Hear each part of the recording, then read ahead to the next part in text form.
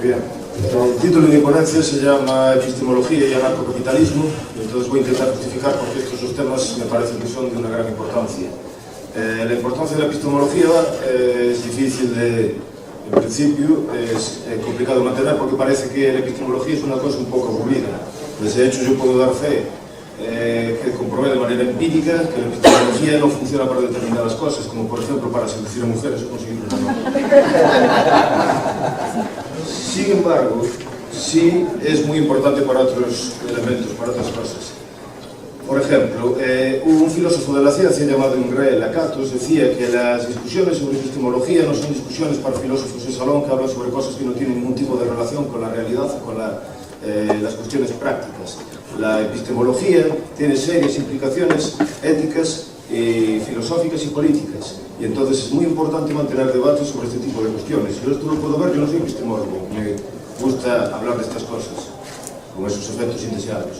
Pero soy politólogo y puedo comprobar cómo en las ciencias políticas la ausencia de un debate profundo sobre la epistemología conduce a consecuencias muy negativas. Porque normalmente lo que se hace en ciencias políticas hay una tendencia, evidentemente no siempre, pero existe una tendencia que en ciencias políticas se intentan copiar los métodos de las ciencias naturales para intentar conseguir una aureola de cientificismo y prestigio. Y entonces a lo que se tiende a llevar es que hay muy poco conocimiento y normalmente hay una gran justificación de medidas intervencionistas y de incremento del poder del Estado. Entonces, es muy importante el debate epistemológico para poder confutar este tipo de cosas y esta es una de las ventajas que yo creo que tiene la Escuela Austríaca de Economía, que siempre presentó una gran importancia, siempre le dio una gran importancia a los debates sobre las cuestiones epistemológicas. De hecho, por eso me parece que la Escuela Austríaca de Economía no es solo meramente una escuela de economía, sino que es más una tradición de pensamiento con serias implicaciones políticas y filosóficas. Eso por un lado. Luego, por el otro lado, está el tema del anarcocapitalismo, que para mí también me parece que es un tema de gran importancia.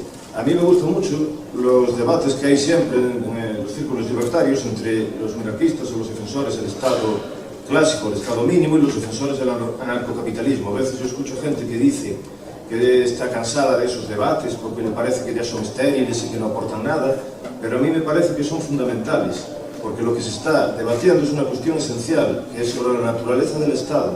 Es decir, si el Estado es una entidad benigna, siempre que se aplique aquellas cosas para las cuales es necesaria, o si el Estado es la obra de Satanás, como yo considero que es. Entonces, incluso si tienen razón los minarquistas o defensores del Estado limitado, o si tienen razón los anarcocapitalistas, este debate es de una importancia crucial. Entonces, yo voy a intentar explicar por qué considero que el anarcocapitalismo es la teoría política que considero más sólida y más consistente. En primer lugar, yo cuando me introduje, me convertí en anarcocapitalista, no fue por motivos económicos o por motivos de eficiencia económica, porque me convenciesen los teoremas de la Escuela Austríaca de Economía, sino más bien por motivos de justicia. Es decir, yo estaba interesado en filosofía política y interesado en comprender a ver qué era, si había explotación, si había, en qué condiciones se podía utilizar la violencia, en qué condiciones había justicia o había injusticia. Y yo creo que la teoría que explica más consistentemente la justicia es la teoría anarcocapitalista. De hecho, una definición: si alguien está obligado a trabajar para otra persona a través de la violencia, eso, la mayor parte de la gente entenderá que eso es un esclavo. Entonces, el anarcocapitalismo, desde mi punto de vista, es la única teoría política que se opone completa y sistemáticamente a la esclavitud. Y además yo creo que es muy consistente también en otros tres aspectos. En primer lugar, es más consistente, o es perfectamente más coherente con sus propios postulados filosóficos y teóricos en la relación con la economía. ¿Y por qué? Porque el anarcocapitalismo no admite excepciones arbitrarias. Es decir, desde la Escuela Austríaca se estudian las leyes económicas en oferta y la demanda que determinan la provisión de bienes y servicios. Bueno, pues el anarcocapitalismo lo que hace es simplemente utilizar esas mismas leyes de manera coherente para todos los bienes y servicios. Es decir, si el mercado es más eficiente a la hora de proveer bienes y servicios de todo tipo, también tiene que ser más eficiente a la hora de proveer determinados bienes y servicios que parece que son característicos del Estado, como la seguridad y la justicia. Bueno, Eso por un lado, en lo que respecta a la economía. En lo que respecta a la filosofía política, yo creo que también es una teoría más consistente. ¿Por qué? Porque el anarcocapitalismo no admite excepciones morales. Es decir, si se considera que un determinado hecho es una agresión, si se considera que un determinado hecho es algo ilegítimo, lo seguirá siendo independientemente de quién lo cometa. Por ejemplo, si yo voy por la calle y alguien me roba a punta de pistola, eso se considera un robo. Pero el anarcocapitalismo considera igualmente un robo que el Estado imponga impuestos, porque al final, en última instancia, también hay un señor con una pistola que te va a pedir ese dinero. Y tú no te puedes negar. De hecho, por eso se le llaman impuestos y no voluntarios. Y en tercer lugar, yo también creo que la teoría del anarcocapitalismo es más consistente en términos del análisis histórico.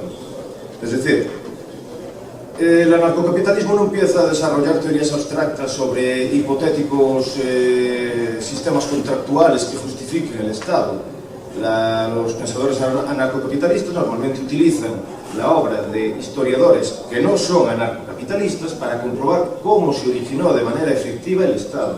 Entonces utilizan, por ejemplo, la obra de historiadores como sociólogos como Oppenheimer, On the State, la obra de historiadores como Rusto, con Freedom and Domination, o antropólogos como Robert Carneiro, o politólogos como Charles Tilly, que tiene un artículo estupendo que se llama War Making and State Making as Organized Crime. Perdón por mi inglés, pero... entonces, lo que ven estos historiadores es que el Estado no se formó como una especie de cooperación voluntaria donde todos de repente se daban la mano, y de amigos, y dicen, vamos a hacer un Estado y así nos protegemos unos a otros. El Estado no se creó para producir bienes y servicios, para producir defensa y seguridad para la gente. El Estado se creó a través de la conquista, a través de la violencia, a través del expolio, a través de la opresión. Eso es lo que se puede comprobar en la historia de manera sistemática. Entonces, por eso yo creo, por estos tres motivos, el económico, el político y el histórico, yo creo que el anarcocapitalismo es más consistente. Ahora bien, sería, desde un punto de vista epistemológico, muy interesante si existiese algún tipo de fundamentación muy sólida para los principios que defiende el anarcocapitalismo. Yo creo que existen lo que se conoce como verdades a priori, es decir, verdades que no necesitan de comprobación o validación empírica y a través de las cuales podemos deducir determinadas verdades y determinados conocimientos. Y entonces me voy a referir a dos tipos de axiomas que llevan desde mi humilde punto de vista, llevan a la necesidad de considerar el anarcocapitalismo como la teoría más consistente. En primer lugar, me voy a referir únicamente en términos de economía y en términos de filosofía política. En primer lugar, en términos de economía, evidentemente el axioma es el axioma que todos conocemos, es el axioma de la acción humana de Ludwig von Mises. Ludwig von Mises dice que el axioma de la acción humana dice el hombre actúa y para actuar busca conseguir unos determinados fines utilizando los medios que considera adecuados. Entonces tiene unos fines que considera valiosos y utiliza los medios para conseguir esos fines. Este axioma es autoevidente. Hay distintos tipos de fundamentación, hay algunos filósofos que creen que es una fundamentación de tipo kantiana, como sintético a priori, otros que es una fundamentación de tipo aristotélica y algunos en fundamentación de tipo tomista. Pero bueno, esto es un poco peñazo. La cuestión es que el axioma de la acción humana es autoevidente, porque si alguien intenta refutar el axioma de la acción humana, en el intento de refutar el axioma de la acción humana lo está demostrando, porque está utilizando determinados medios para conseguir determinados fines que considera valiosos, en este caso, refutar el axioma de la acción humana. Por lo tanto, el axioma de la acción humana tiene que ser necesariamente cierto, siempre es cierto. Ludwig von Mises intenta desarrollar todo el edificio de la ciencia económica a partir del desarrollo de las implicaciones lógicas que están contenidas en este axioma. Y entonces desarrolla, por ejemplo, la teoría subjetiva del valor, la formación de los precios o la utilidad marginal decreciente. Entonces, en una de las conferencias que tuvimos en estos días se hablaba del sistema de precios como uno de los elementos unificadores de la Escuela Austríaca de Economía, y se hablaba del sistema de precios como elemento coordinador del mercado, como los precios de un mercado libre coordinan la sociedad y como la intervención del gobierno en la formación de los precios descoordina a la sociedad. Muy bien, pues si el axioma de la acción humana es verdadero y se desarrolló de manera lógica sus implicaciones, y si es verdad que los precios coordinan a la sociedad, entonces esto también tiene que ocurrir con los bienes económicos de la seguridad y de la justicia. Es decir, que la intervención del Estado en los bienes económicos, en la provisión de bienes como la seguridad y como la justicia, descoordina a la sociedad y tiene consecuencias negativas. Y el mercado, al ofrecer bienes y servicios de manera privada, tendría que ser necesariamente más eficiente. Entonces, esto, por un lado, es lo que se deriva de lo de la praxeología. Por cierto, que normalmente cuando se critica el anarcocapitalismo desde un punto de vista económico, a mí me resulta algo curioso, porque grandes autores y autores muy inteligentes y a los que yo no aspiro ni siquiera a llegar a alcanzar, pero de repente parece que se vuelven un poco socialistas. Porque empiezan a utilizar argumentos que a mí me recuerdan muchas veces a los argumentos marxistas. Por ejemplo, muchas veces se critica el anarcocapitalismo porque diría que no se podrían producir los bienes de la seguridad y de la justicia de manera eficiente, y que aquello sería un caos, un alboroto, y que entonces sería todo un desastre.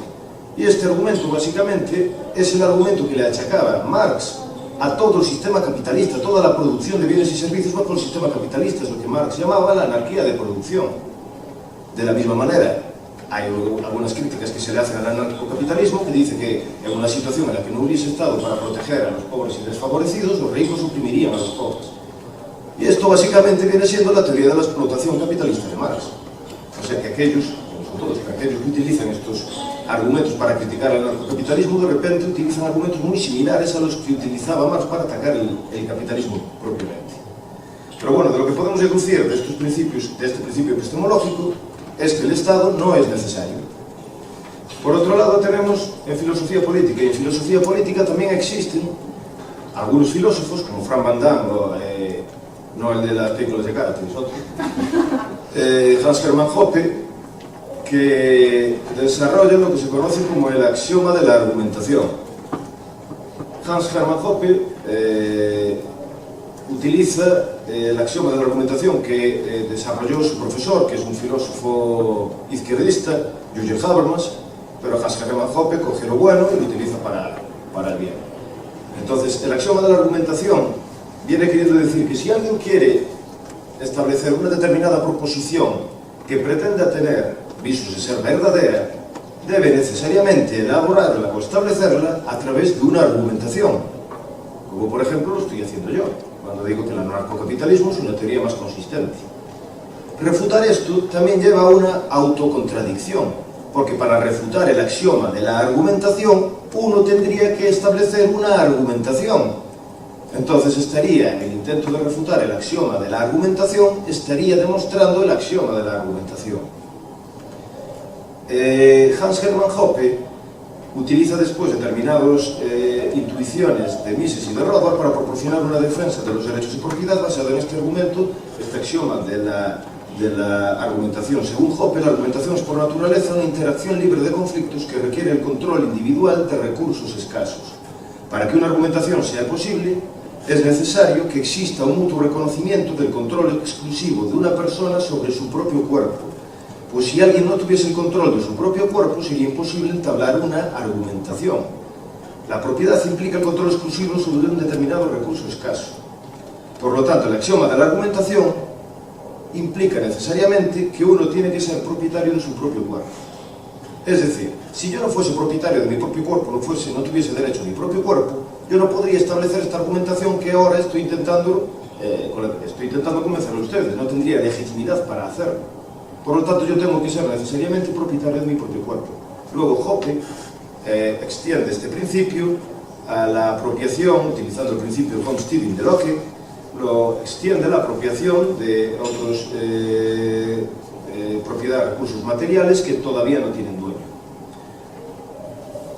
Si el principio, el axioma de la argumentación de Hans Hermann Hoppe es correcto y sus implicaciones lógicas están bien desarrolladas, entonces de ahí se deriva necesariamente la consideración de que el Estado no es legítimo, porque el Estado implica necesariamente la vulneración de derechos de propiedad. Solo con establecer impuestos está estableciendo una agresión a la propiedad legítima de determinadas personas. Si yo trabajo, si yo intercambio con otros propiedades, esas propiedades son mías, si existe un derecho absoluto a la propiedad y el Estado impone un impuesto, entonces está vulnerando los derechos de propiedad que son absolutos. Por lo tanto, también, si esto es correcto, se puede demostrar de manera priorística que el Estado es ilegítimo. Entonces, por un lado tenemos como uno de los argumentos de Mises que el argumento es innecesario y que el Estado es innecesario, y que por el otro lado que el Estado es ilegítimo. Y esto me parece a mí que fundamenta bastante, de una manera bastante sólida, los postulados del anarcocapitalismo. Para terminar, quiero hacer referencia a una crítica que normalmente se suele hacer, o algunas veces se suele hacer, a aquellos que intentan defender sus postulados económicos o políticos utilizando verdades a priori, o el método priorístico. Hay veces que algunos afirman que la afirmación de la existencia de verdades a priori conduce al fanatismo, o a la ideologización, o a la intransigencia. Por ejemplo, el mejor ejemplo de esto es Milton Friedman. Milton Friedman decía que había que copiar el método de las ciencias naturales para la economía. Luego estableces una hipótesis, y esa hipótesis no tiene importancia si es realista o no es realista, lo único que tiene importancia es si tiene capacidad predictiva. Entonces después, si tiene capacidad predictiva, vamos a verlo a la realidad a través del empirismo y comprobamos si la hipótesis se validó o no se validó. Entonces él decía que los austríacos, al no tener este sistema de testeo, necesariamente cuando hubiese una discusión entre ellos tendrían que recurrir a la violencia. Hombre, yo creo que esto no es cierto, porque si no, yo me hubiera traído hoy el AK-47. Y yo no me traje el AK-47, yo estoy debatiendo y argumentando con ustedes. Y esto además tampoco es lo que sucede en otros ramas de la ciencia, o ramas del conocimiento, que también utilizan un método similar como las matemáticas. Cuando Andrew Wiles encontró la prueba para demostrar el último teorema de Fermat, después de pasarse 10 años encerrado ahí en su ático, fue a presentar su descubrimiento a un congreso internacional de matemáticas. En el Congreso Internacional de Matemáticas, bueno, 3 o 4 personas lo entendieron porque era tan compleja, pero después estuvieron estudiando esa prueba y hubo un grupo de matemáticos que encontró un pequeño error en la demostración de Andrew Wiles. Él, entonces, con la ayuda de otro colega matemático, tuvo que trabajar durante unos varios meses para resolver ese problema y después encontró esa demostración del último teorema de Fermat que ahora es prácticamente universalmente aceptada. Es decir, que ninguno de ellos empezaron a tiros, que no es necesario empezar a tiros para razonar o para discutir, incluso manteniendo la necesidad del apriorismo epistemológico. Y esto lo reconoce también Gabriel Zanotti, gran epistemólogo. Zanotti dice que ambos métodos, sea el empírico o sea el tomar determinados axiomas y deducir a partir de ellos, son racionales y no excluyen la posibilidad del error, si bien sus niveles de certeza son distintos. Ambos métodos pueden tratarse con gran profesionalismo filosófico o bien como si fueran algo absoluto, en cuyo caso se los dogmatiza o mejor dicho, se los ideologiza. El método a priori corre el riesgo de ser ideologizado, pero en sí mismo no es ideología, de igual modo que el método de la falsación. Es decir, que no es cierto que defender la existencia de verdades a priori sea necesariamente intransigente. Eso depende de si el individuo que las defiende es un poco taladillo. Por lo tanto, yo creo que la afirmación de verdades a priori es un intento de acercarse a la verdad, que valora la argumentación, que valora la crítica y valora el debate. Por ejemplo, congresos como este, donde buscamos además contribuir a la creación de un mundo más justo, más próspero y más libre, que es en definitiva, me parece, lo que nos mueve a todos. Muchas gracias.